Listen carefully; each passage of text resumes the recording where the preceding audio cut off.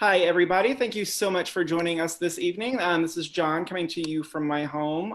We are really excited tonight to have Lara Prescott and Kate Quinn with us. Real quickly, Lara Prescott received her MFA from the Michener Center for Writers at the University of Texas, Austin. She was previously an animal protection advocate and a political campaign operative. Her stories have appeared in the Southern Review, the Hudson Review, Crazy Horse, Day One, and Tin House Flash Fridays.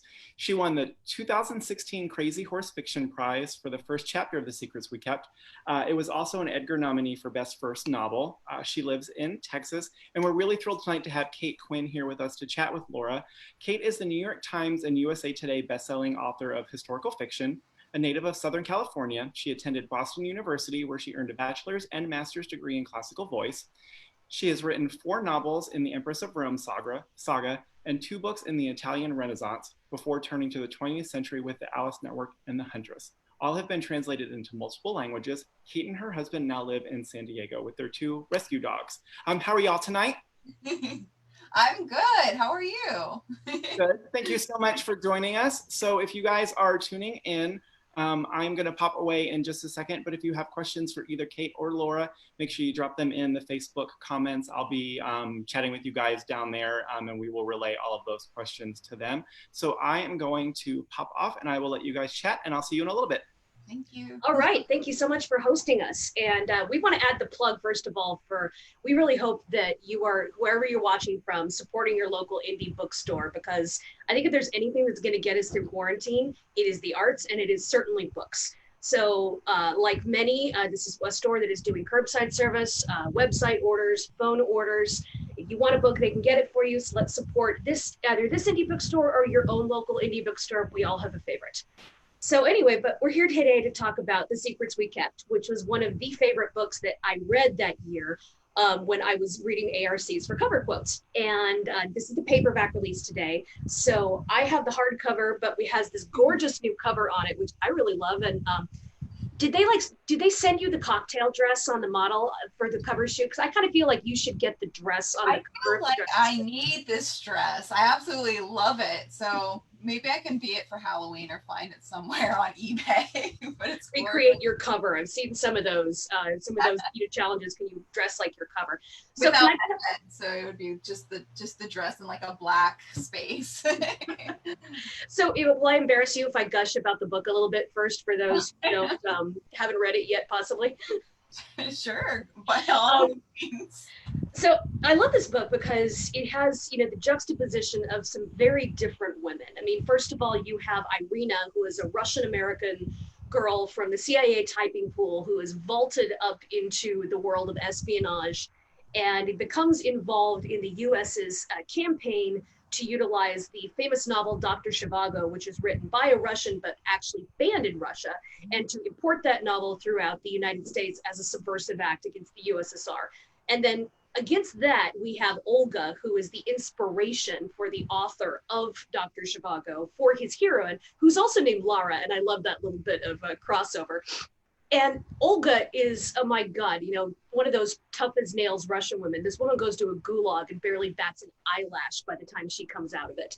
And so you have these women who are so tough, so different, and who are involved in this, this novel from both ends of it almost. First the writing of it and inspiration of it, and then the promotion of it and how it is subversive in its way.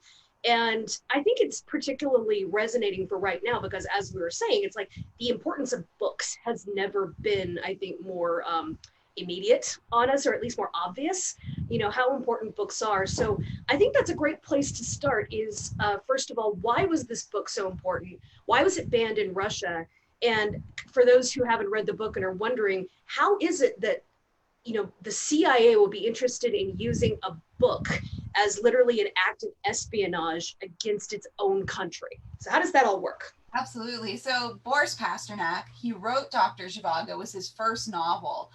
But before that, he was one of the most famous living poets in the USSR and the world, period. So when he was writing this book, he was the type of writer who would write a page and then go give it talk to all of his friends about it or stand up in front of a crowd and recite from it. So word started spreading in Moscow and beyond that this book was subversive. This book was going against Soviet norms, and it had to be stopped. So not only did the state put pressure on Pasternak to stop while he was writing it, by using Olga, his love and mistress, against him, or trying to use her against him, they had him under constant surveillance. They had him followed. They were doing anything they could to get him to stop writing, but he kept going. He persisted. And he knew that no matter what, he was going to get his book out to readers. It's his life's work. And he felt it was that important. And it does get out, but not because the Soviets publish it. They ban the book, but it gets out by way of the Italians to the rescue. And then Feltrinelli, who was an Italian publisher, got it out of Russia, and he printed it first in Italy, which is everyone's surprised when they hear, Dr. Zhivago was first printed in Italian. And the CIA is catching word of this. It gets published in Italy and starts spreading around the Western world like absolute wildfire. It's the #1 New York Times bestseller. It's just going like gangbusters. And the CIA is thinking, how can we use this book against the Russians? Well, we're going to tell them that this book was banned from them. We're going to smuggle it back behind the Iron Curtain, where we have it printed in numerous copies. And so everyone starts to question about their government and question why this work of art was banned from them, which is, the seeds of dissent. And hopefully the CIA hoped that it would bloom. And this story is like almost a stranger than fiction story. The details of how they use places like the World's Fair in Brussels as a staging ground to smuggle this book by using people dressed up as priests and nuns. Some of the details of the actual CIA mission, I couldn't even make up this stuff. But I found out about this in 2014 because my dad had emailed me an article from the Washington Post, and the Washington Post reporter had petitioned the government to release documents detailing this mission. And it was the first time they admitted to having a hand in it. It was always a rumor, but the CIA always denied it. So as soon as I read that, I went on the CIA's website, I read everything, every memo and report I could, and that was the initial seeds of the novel. But, when the CIA did smuggle it, they were right. Everyone wanted to read it, and questions began occurring of what the government was doing against its citizens. How was the book affected by your traveling in both Russia and I think DC as well, right? Yes. So I lived in DC before I moved to Austin, by way of New Orleans, actually. But I lived in DC for about a decade. I lived and worked there. I went to college there, and I worked on political campaigns there. And so when I started writing this book, I began in my research recognizing all of these old haunts of mine. I used to go to the National Cathedral at night to hang out with friends in college. I used to go to Martin's Tavern. It still exists today. I knew where the Mayflower Hotel was. I worked down the street from it. And these places kept picking up. And so I knew I had to go back to DC first and do my own spy tour of these places that I had no idea were connected to espionage. So I had this good feel for DC. I lived there. I know what the summers are like. They're disgusting. I know what it's like to work in Maryland for a while, so I know DC pretty well. It's swampy. It's swampy. And so, I went back, I knew what it was like there, but I didn't know Russia. And so I scrounged up enough money to go over there during the first draft, the first writing of the novel. And when I actually started writing the eastern part of the novel. And it was absolutely incredible experience because I had all these archival photos and, documentaries and everything and pictures and Google Maps and everything. But it's a different experience to know what it's like to walk there and to see Boris's house and to see where he was buried. It was really essential, I think, to the research. Yeah, that is actually something I wish I could have done for The Huntress, because I wrote a lot of stuff that, a third of the novel is set in Russia among the Night Witches, which is the all-female bomber pilot regiment, but I couldn't go to Russia. I didn't have it in the budget or in the schedule. It just was not possible. And plus, after a while, I was looking at this, and it's like 90% of the stuff in Russia is taking place on a makeshift airfield. Yeah. If you've seen one turnip field with a spotlight on it, you've probably seen them all. Okay, I think I'm going to have to make do with that. But I did do the same thing where I did I spent the other third of the book is in Boston, and like you, that was where I went to school. Like you for DC, that was where I went to college, and that was where I ended up being just to, because I knew absolutely, what those streets were. And do you turn right or left when you exit Fenway and go to Commonwealth? I know where that is. But it's a very similar thing as well. I think the research and the travel is just always, as much as you can do, is going to be perfect. Yeah. Now, why did you decide to focus on the women behind the men in this book? And I think I know why, but this is definitely always a question we get asked. It is interesting because I didn't set out thinking I knew I was going to do this polyphonic, multiple voices novel pretty early on in the writing process. But I had no idea that every person that I would be most interested in would be a woman, or that the majority of the characters would be women, until I was nearing the end of that first draft. And I look back and I say, wow, like, it's clear what my interests are. And when I started, first and foremost, the first voice that came to me was the voice of the CIA typist. And that was because I was reading all of these documents and reports, all that had, the big redactions. And I kept thinking about who typed these reports and memos, who was behind it. They know what the redactions are.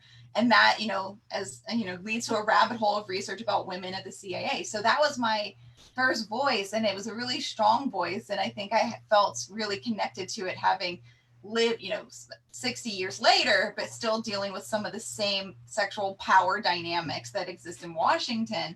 And so it was until I started researching Boris, and I was like, so much has been written about Boris, hundreds of books. He's written himself about himself. And the thing that I was most interested in was this relationship with Olga, who was the muse for Lara and Dr. Zhivago. And the more I found out about Olga and her absolutely tragic story, the more I knew that was the second anchor of the book. And, it kind of everything just sprang from there as my own research. But I think the themes, whether you put them in purposely or not, they kind of emerge by your interests, your interests and your passions. And I'm very passionate about, women's voices. So it's clear. And it's what I like to read. So yeah, it's a passion I share. And I just would love to say that I adored that collective voice that you had for the secretaries. And for anyone who hasn't read the book yet, it's electrifying because you open the page and it opens with almost like a Greek chorus of women who are talking, and they're talking as a collective group. It's we, and about their collective experience. And it's wonderful, because it's like you realize that they sort of are a little silenced group in the middle of this outward group, which is the CIA, which might appear to be very silenced because, they have to keep everything internal.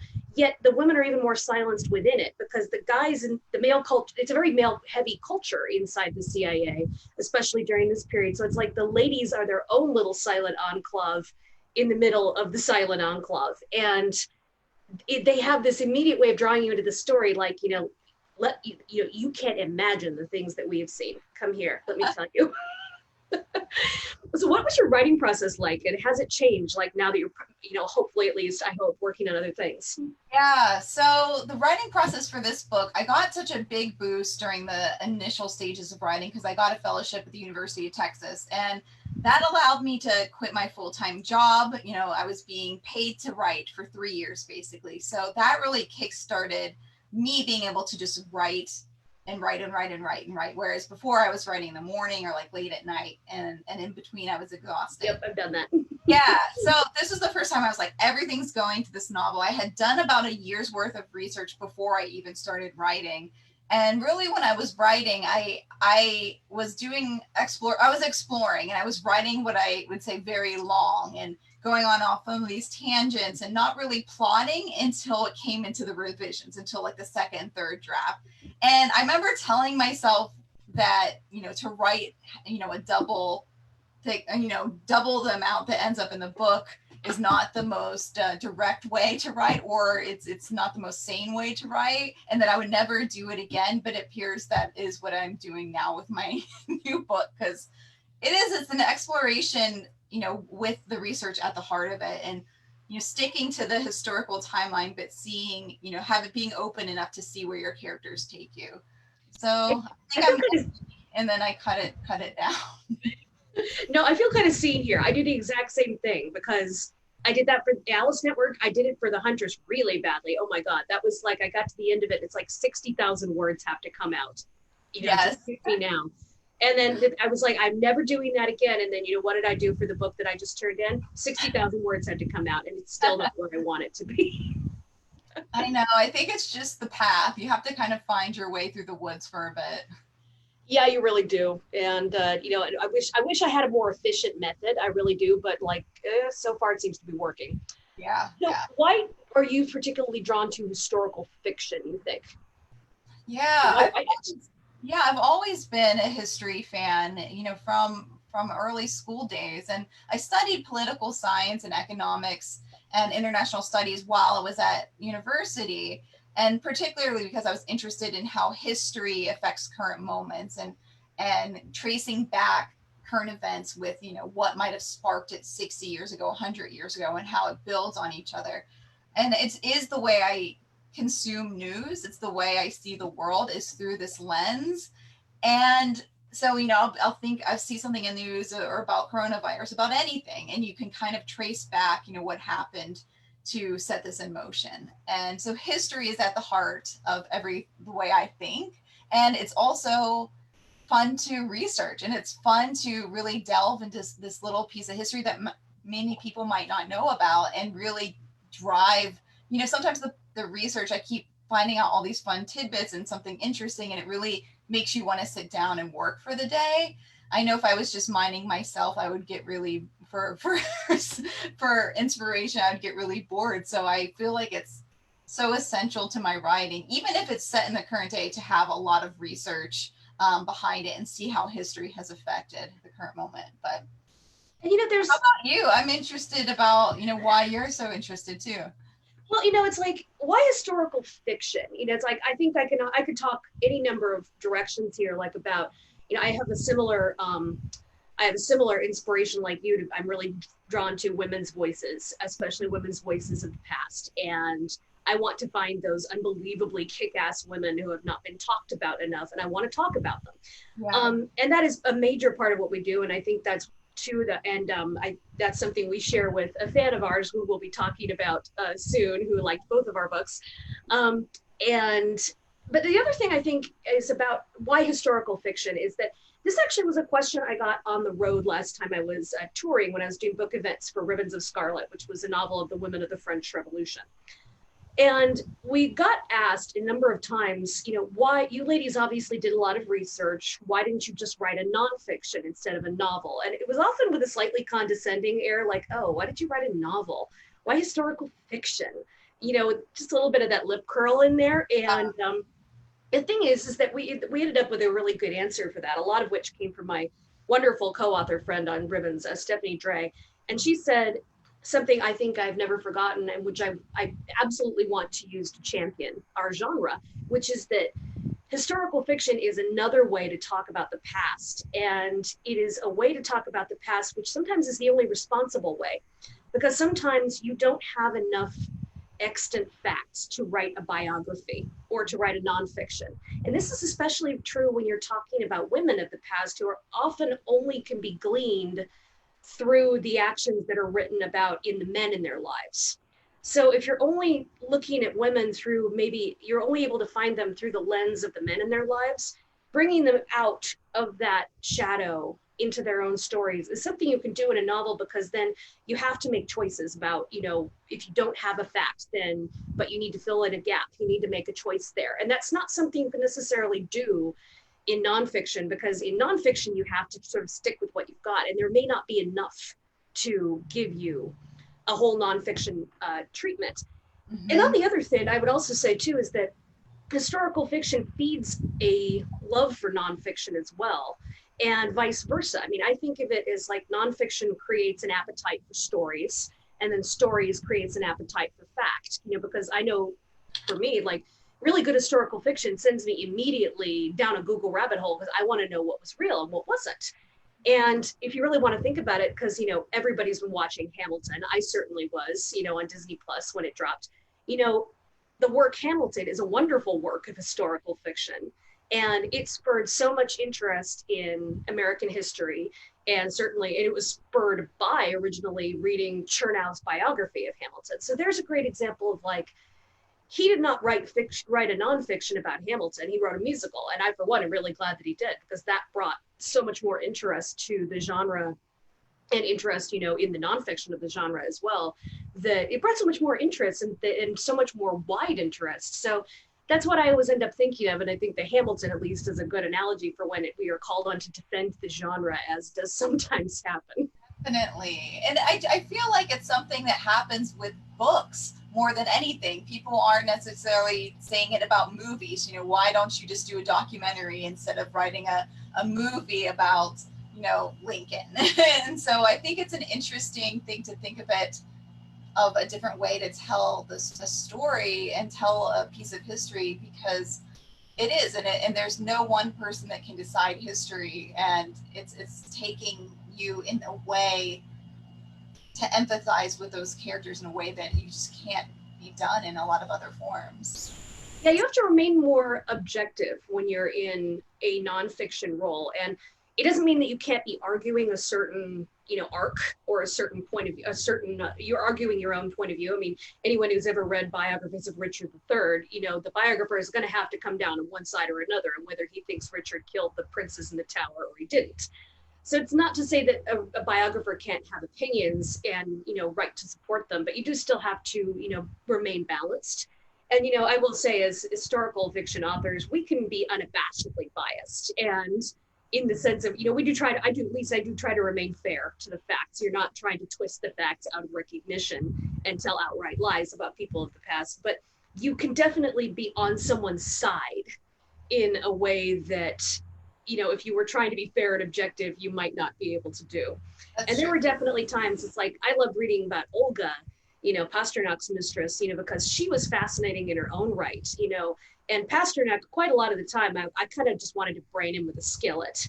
And so it was fun to be on Olga's side, which was not always on Pasternak, the great genius's side. Yeah, And even if I didn't set out I was attempting to be fair, but it all, you know, under different lenses, you can see him in all these different ways. You know, he was courageous, but he was also a coward in many ways. And I like that duality, and I really dug in there, which it is a different take on how to view someone. So do you think that literature can have the same kind of impact like now that it did during the Cold War? I definitely do think that. And I think recent events have kind of heightened my belief in this, because, you know, we have protests in the streets. We have a lot of unrest in this country. And what happens? We see the New York Times bestseller list, nonfiction list, being blanketed with books that help people attempt to understand what's going on, and understand, you know, what their role in it has been and how to change history. And I think people need that sustained time where you can dip into someone's shoes, you can see the world in a different light. And for me, myself, that was a life-changing event. It changed the course of my life to have that experience with a book.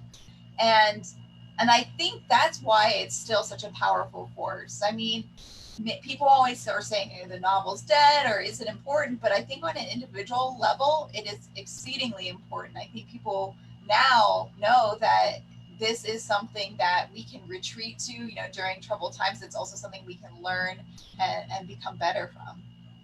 Yeah, and there's really one of the great calls in any movement is educate yourself. And that's, you know, we see the responses of what are the books that people are turning to try to not just educate themselves, but to improve themselves. You know, it's like, all right, there are changes that need to be made. What can I do to make myself better so that I'm not part of the problem going forward? And books continue to be a part of that, which I find really encouraging, because, you know, it's like, yes, there is this idea that, you know, like everybody's attention spans are shorter and it's all about a soundbite that's less than 10 seconds. But at the same time, people are still reading. They are still looking to books to improve, to get better. And, you know, as well as to entertain and retreat. And all of those things are valid. And so I do find it comforting. And I will laugh in the face of anybody who says the novel is dead. The novel is not going anywhere. Absolutely. Absolutely. I think we do have something in common in the fact that we both got to be Reese Witherspoon book club picks, and this is someone else who very much shares our love for promoting women's voices, women's stories. And personally, I just was flabbergasted and entirely thrilled that mine got to be one of that group that got picked. But how was that like for you? Was there screaming? Was there bubbly involved? How was that ride? Because it was a roller coaster. Actually, so, and I was really green to the whole process. I didn't know I was, being submitted to Reese Witherspoon or, how that process works. All I know is I kept getting this call from New York, and I was actually exercising at the time, and I was like, oh no, something's wrong with my book. And it was because I'm just like such a pessimist by nature. I was like, oh no, the book's canceled or something crazy. and then my editor was saying, Reese picked her book, and I was like, how did she get my book? What? Like, I was so flabbergasted and just screaming. And I got off the phone with my editor. I screamed for my husband. He was in the backyard, and I was like jumping up and down and just freaking out. And I remember they're like, you can't tell anyone. I was like, oh my God, how am I going to like hold this in for, a while? I just can't. I was like bursting to tell everybody. Yeah, that is great. I remember when I got that sort of thing, it was like I was coming back from a book tour with Janie Chang and Jen Robson. We had 3 events together, a joint book thing. And we'd had the travel jinx of all travel jinxes. I was supposed to get on a plane. I'm in the TSA security line when suddenly my phone is lighting up and someone says that, like, because it was really early days when the Alice Network was picked, and there was nothing like the process there is now, when Hello Sunshine really gets ahead of it and plans books in advance. But it's like they just said, Reese Witherspoon just threw up a vote on Instagram, like, pick my book for my 4th of July getaway, and will also be the book club read for July. And there's a picture of her with 3 different books. So I shrieked so loudly. I'm amazed TSA did not like pull me aside immediately for a pat down. And then I had something like 20 minutes before my flight to get online in a very patchy airport Wi-Fi, and then basically throw up all this social media posts begging everybody I had ever known from the history of my birth to please go vote for my book. Oh and then I jumped onto this plane. It's 6 hours cross country. I landed something like midnight in Newark. My connecting flight is delayed 4 times. I ended there with also no Wi-Fi, so I can't monitor anything. There's no food. I get home at something like 5 a.m. My luggage was lost. It was the trip from hell. And I go to sleep at something like dawn. And then when I wake up in the morning, it's like, your book won the runoff. It won the vote. And I'm like, holy Jesus. So that was very exciting. And that was quite a thing. And I will say it's something I've been very proud of to be part of, because I got to meet the team. It's an incredibly smart, energetic, and really diverse group of women. And they were so dedicated to the idea of, promoting women's voices, women's stories of all kinds, not just white women's stories. And I know we are talking here as 2 very white women, but a lot of the books being chosen they're very diverse, a lot of experiences being told.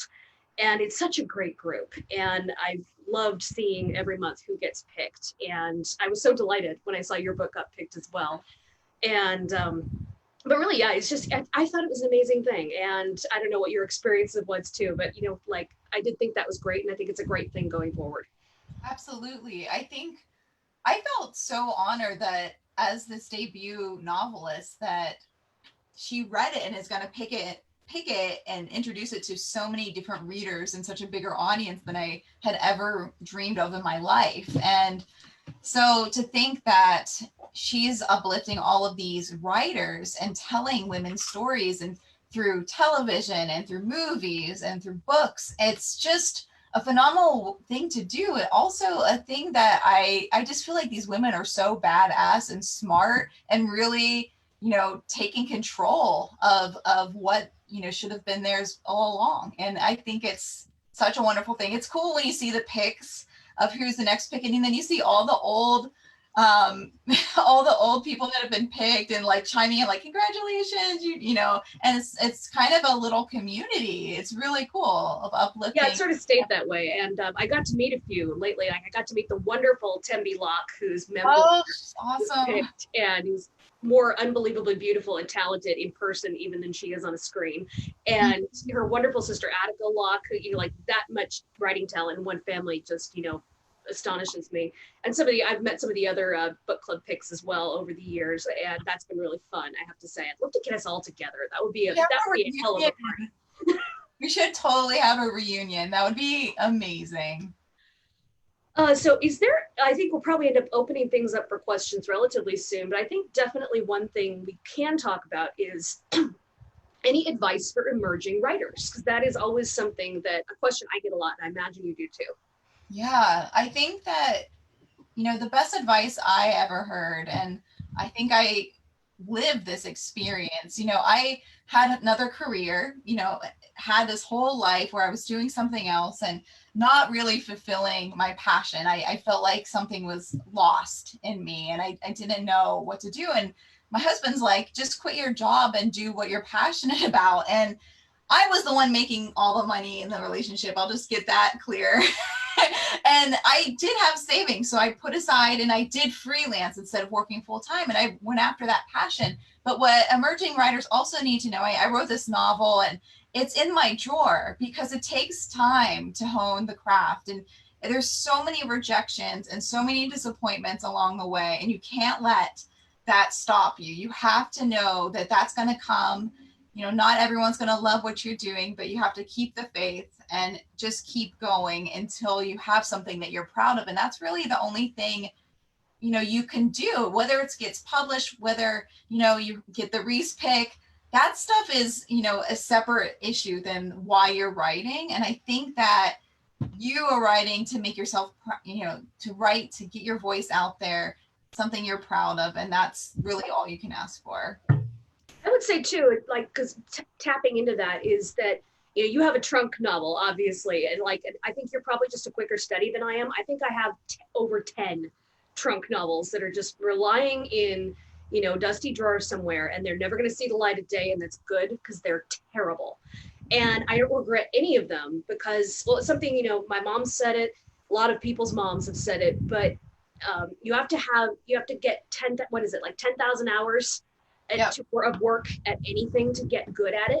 Yep. And that's even maybe on the low sides, but it's like, you can't skip the 10,000 hours. Yep. You're going to have to put in the wrench time, practicing your writing, practicing your craft in order to get good at it. And you probably are going to have some stuff that will just end up under the bed that you can't really ever fix. And that is totally okay. And I would say that not just that, but related to that would be a phrase that I ended up coming up with, which is embrace the suck.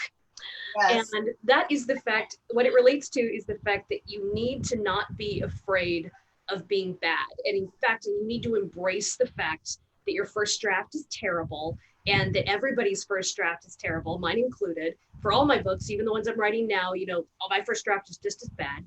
And you need to not be intimidated by that, because I see so many new writers who get so discouraged and intimidated by looking at their rough draft and say, this is so terrible, I can never show this to anyone, I'd better just stop. And then, you know, who knows what may have happened.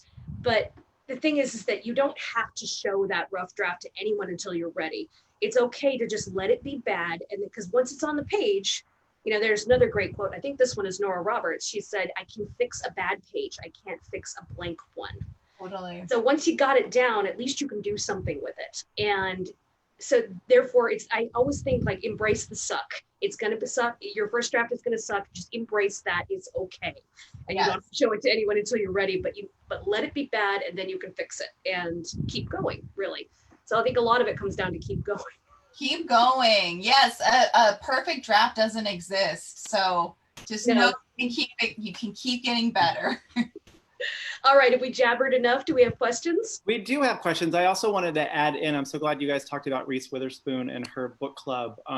We're huge fans of Reese and her book club. She picks amazing genre fiction, which, you know, as much as I love Oprah and the Oprah Book Club. I was a bookseller at Borders for years, and Oprah paid many, many bills for me based on her book club, but it always tended to be kind of literary fiction. So it's really great to see Reese Witherspoon really kind of embrace the thriller and historical fiction genre in the way that she has, since that's kind of, you know, between it and romance, they're kind of the two most popular genres. So it's really great to have kind of Reese Witherspoon as an advocate for us. We really appreciate that. Yeah, there's no reason not to, there's no reason, and I hate it when I see the lip curl about genre fiction, for God's sake. I love a good mystery, I love a good thriller, a good romance. These are the things that pay bookstore bills, and they're the things that keep us entertained. So for God's sake, there's no lip curl. Absolutely, absolutely. So we've got some great crowd questions. Andrea asks, do you guys see yourselves in any of your characters? Okay, do you want to go first? Well, I know my husband has said he knows he will never piss me off, and he knew that from my very first book because the villainette, I came up with the villainess. So he says, I know she's in there somewhere, and that's how I know I'll never piss you off. So I did think that was funny. I think there's probably a little bit of your characters in you, or even if it's not maybe the character, it is certainly probably a certain degree of wish fulfillment. There's certain things I give my characters that I would like to be able to do myself. But I imagine there's always probably at least a little. Yeah, I would agree. I think there's a little bit of me in all my characters.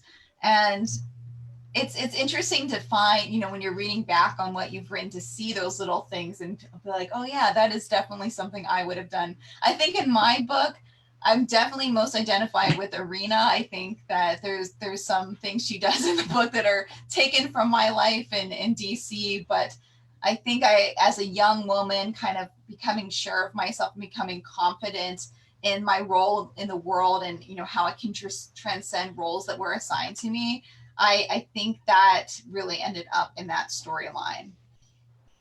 And kind of going with the character discussion, Barbara wants to know, do either of you have a second or a favorite secondary character, one that was fun or hard to write or maybe played a bigger role than you originally planned when you started?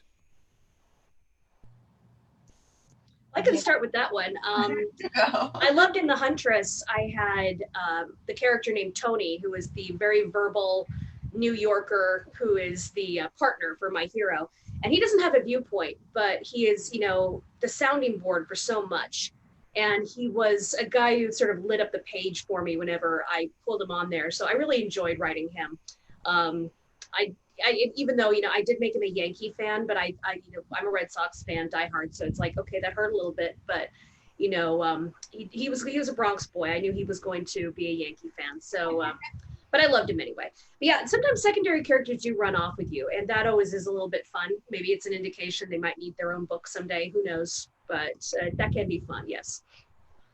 I think my favorite secondary character is definitely Irina's mother, Mama. I thought every time she came on, like in my head and then onto the page, I could just see her, and she was so influenced by my own family members and the things she kind of scolds Irina about looking, you know, are you going to wear that? Are you going to do that? You should eat this. So she was someone that I had a lot of fun with. And you know, even though she doesn't appear a lot in the book, I really felt, you know, she was such an interesting character, so loyal, and you know, you feel for her trajectory as well. Lindsay says she's found herself reading more than ever the last few months, and it's been comforting. Have either of you found your reading habits changing throughout the pandemic? I have been steering a little bit away from super heavy material, I have to say.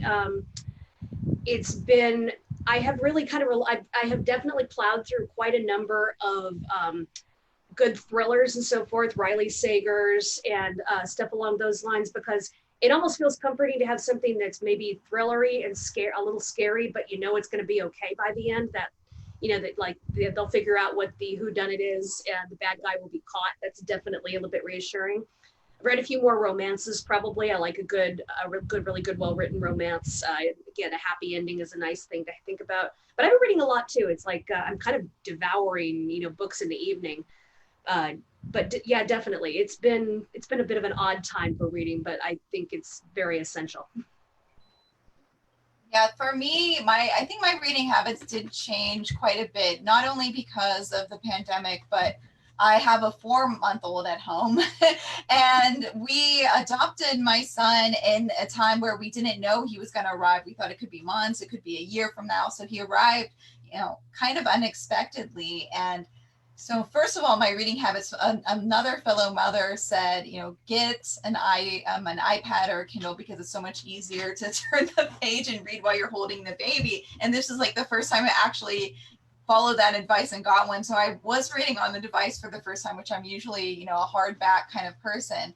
Other than that, I had a hard time concentrating in the beginning, to be honest. It was really difficult for me to watch TV, or I think I was in this like black hole of Twitter and bad news. And now I definitely pulled myself out of that. I'm reading a lot from research for the next book, so some nonfiction. And then I actually I'm interviewing my friend Maria tomorrow, and her book, Good Citizens Need Not Fear, is absolutely tremendous. It's funny, it's brutal. And so I feel like I'm back to my old self, and the baby has more of a predictable routine somewhat, but it's hard. It's hard to concentrate with all this stuff going on, and then, have to take care for a little one too.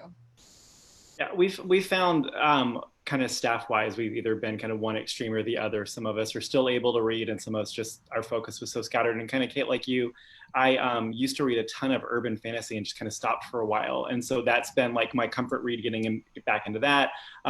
Lots of cozy mysteries, because like you said, everything is going to get put together in the end. And we've also seen, which has been really cool, a lot of people are turning to classics. Like we've sold so much Agatha Christie since stuff is locked down, just because there's something comforting about, watching Miss Marple or Poirot, because they're going to get their guy in the end. So the urban fantasy, real quick, how excited are you about the upcoming Dresden Files book? I'm so excited. So since you mentioned that, we're actually doing a Zoom event with Jim on Wednesday. So I can pass along the Zoom details so you can tune in if you want to hear him chat about the new one. Oh, cool. Yeah, so I got to talk to Kim Harrison a couple of weeks about the new book in the Hollow series. There's so many people that are doing stuff in that genre again, which is great. Anyway, sorry to derail things. I love it. I love book recommendations. So on the flip side of that, how has all of this affected your writing schedules? I was lucky enough with all of this began to be in the editing stage rather than in the drafting stage. And very much like Lara was discussing, I felt like my attention span was shot. I felt like a goldfish, 10 seconds and everything is gone. So I really did feel quite fortunate that I was at least drafting. I was confronted by a bad page rather than a blank one. So at least I could just sort of plow away at the edits for my next book and finish those up and hand those in. And I was able to do that. And that's really what I've been focusing on throughout the last few months. So I do, again, feel I was fortunate there. I am now doing outlining for another book, which is something I think I could do. My attention span's a bit better than it was, but I'm outlining a new book now, and that actually has been rather enjoyable. I am going to be facing the terror of the blank page and the blinking cursor relatively soon, I think, whenever I get started in drafting, but we'll see how I do with that. I'll let you know. Yeah, I'm facing the terror right now, so to speak, that I'm in the creation phase. I'm also researching at the same time, but I'm really just now got into a routine, and I have a separate, and you can see my dog, I'm in a little shed in my backyard. So I have my own space that I can go away from, everyone in the house, and just have that space. And in the mornings, it's been my time, and it's been hard to get it back into a real routine though. It's difficult, and I feel like I'm finally back in it. And, routine for me is essential. I have to write at a certain time of day. My brain is mush after a certain point. So once I'm in the routine, I can concentrate. So Ryan asked, and also as things got started, Ryan pointed out that you guys have matching wall paint, which is kind of cool. What do you do? Well, pale blue, it's very calming. That's what I needed it. So he wants to know, do y'all have specific favorite novels about Russia? Ooh. besides Dr. Zhivago. I mean, yeah, no, I mean, I'm a Tolstoy fan. I mean, Anna Karenina, I think, is the best novel ever written. And so I think, and it's also, you know, interesting to read some of the old masters during this time of quarantine. I think a lot of people, I think people were picking up War and Peace and some of these giant bricks of books because you can really commit to it. So I encourage anyone out there to pick up Anna Karenina or Dr. Zhivago now, which is another hefty book, because this is the time. Yeah, I would echo. I love Anna Karenina to bits, and that's a great book. I've never read War and Peace though, so this maybe need to actually go onto my. It might be the right time to begin that. That's a really good point. Three books that I liked very much were by Cynthia Herod Eagles, and she had a trilogy about Russia. It's all women's names. The first one is Anna, which takes place during the Napoleonic invasion of Russia. Then there is Fleur, which takes place during the Crimean War, and then there is, I think it's the last one is Emily, which is the Russian Revolution. And I think sometimes you might find the storyline a little hit or miss for you if you're whether or not you're interested in in the character or not. But her atmosphere of Russia during those three very different seminal points in their history is just so spot on. It is like complete immersion into the Russian experience in these very different points. And it's so beautiful and evocative. I just sank into it like nothing else. And the other one I wanted to give a shout out to is the trilogy by Catherine Arden, which starts with The Bear and the Nightingale. And those books are much earlier, more like a medieval Russia. And you see there the world of the Russian peasants who are living in these incredibly harsh lands, and yet they're surrounded by magic, by the Rusalka, by the Domovoi, by the little spirits that are everywhere. And it's got this little great fantastical twist to it. They're like Russian folklore. And those books were just pure poetry. I loved all three of them. I really encourage you to pick them up. Bear and the Nightingale by Catherine Arden. And then if you want the other ones, the first one to start with is called Anna, and that's by Cynthia Herod Eagles. So good. So I'm stealing this question from somebody from one of our previous chats that's become one of our favorite to ask. So P.D. James is famous for saying that she thinks that there are 4 main motives in mysteries or fiction in general: love, lust, loathing, and lucre. So do you agree, and do you have a favorite? Ooh, that almost strikes me as like, and I wonder if Lara's heard of this one. Have you ever heard the 4 reasons for committing treason is mice, money, ideology, conscience, or ego? Oh. Kind of reminds me of that. I love that you have that, because I was like, I mean, that was part of my book of who's going to be betraying, who's going to go to the other side. That's for the years. The thing I like loathing. I think that's a great motive, and I love that because there is, love and hate are really 2 flip sides of the same thing. They both mean this person is incredibly important to me. And I think it is absolutely possible, and probably more rare and more fascinating, to have people whose hatred for each other has all the depth and passion of a one true love affair, and which can absolutely resonate through probably not centuries, since we're talking vampires, but through decades. And that is something I wrote in the Alice Network, where really the heroine and the villain are locked in this, this thing, which is this absolute loathing and hatred for each other that has to end with one of them dead. By the time the book is over, it has to end that way. And I love that kind of emotion that is so strong. It creates imperatives within characters, like they are pulled into a course of action, whether they like it or not, no matter what the cost is. And that I think can make for some great storytelling. And I think, love is maybe the more, or even lust can be the more obvious thing to also force people onto those paths. But I think hatred can make for something more interesting, because hatred can also be, love being a more positive emotion. I think hatred can be nuanced and sort of interesting in a way that, love is a little more difficult to be when it's, it's filling you up with all the positive things. But but that implies that like love and lust can't be deep and dark and complicated, and that's not what I mean at all. So I'm clearly not doing a good job. They're all like I think the nemesis relationship is a great one though, and I love exploring that. So I'll go with that now.